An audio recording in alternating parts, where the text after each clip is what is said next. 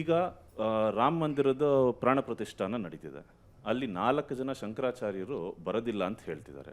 ಏನಕ್ಕೆ ಅಂತ ಹೇಳಿದ್ರೆ ಇನ್ಕಂಪ್ಲೀಟ್ ಆಗಿರೋ ಟೆಂಪಲ್ಗೆ ನಾವು ಬರಲ್ಲ ಅಂತ ಹೇಳ್ಬಿಟ್ಟು ಹೇಳಿದ್ದಾರೆ. ಅಲ್ಲ, ನನಗೆ ಭಾಳ ಆಶ್ಚರ್ಯತರ ಸಂಗತಿ ಏನಂದರೆ, ಯಾರೋ ಆ ಮಠಕ್ಕೆ ಸೇರಿದಂಥ ಒಬ್ಬ ಸ್ವಾಮೀಜಿ ಈ ಥರ ಹೇಳಿಕೆ ಕೊಟ್ಟರು ಅಂತ ಹೇಳಿದ ಕೂಡಲೇ ಮೋದಿಜಿಯವ್ರ ವಿರೋಧಿಗಳ ಮನಸ್ಸು ಭಾಳ ಪುಳಕಿತರಾಗ್ಬಿಟ್ಟಿದ್ದಾರೆ. ಆದರೆ ನಾನು ಕೇಳುವಂಥದ್ದು, ಇದೇ ಮೋದಿಜಿಯವ್ರನ್ನ ವಿರೋಧಿಸುವಂಥ ಮನಸ್ಥಿತಿಗಳು ಏನು ಕಾಣಿಸ್ತಾ ಇದೆವಲ್ಲ ಇವತ್ತು, ಇವರು ಬಿ ಜೆ ಪಿನ ಭಾರತೀಯ ಜನವರ ಪಾರ್ಟಿ ಅಂತಂದರು. ಬಿ ಜೆ ಪಿ ಬರೀ ಬ್ರಾಹ್ಮಣರ ಪಾರ್ಟಿ ಅನ್ನೋರು.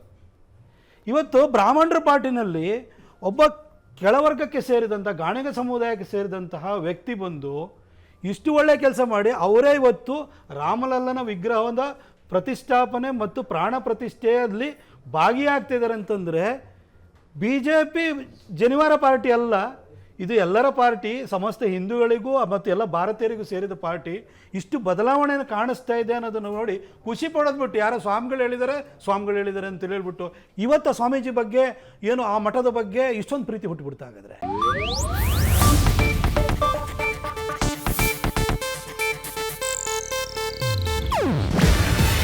ಇದು ಏಷ್ಯಾನೆಟ್ ನ್ಯೂಸ್ ನೆಟ್ವರ್ಕ್ ಪ್ರಸ್ತುತಿ.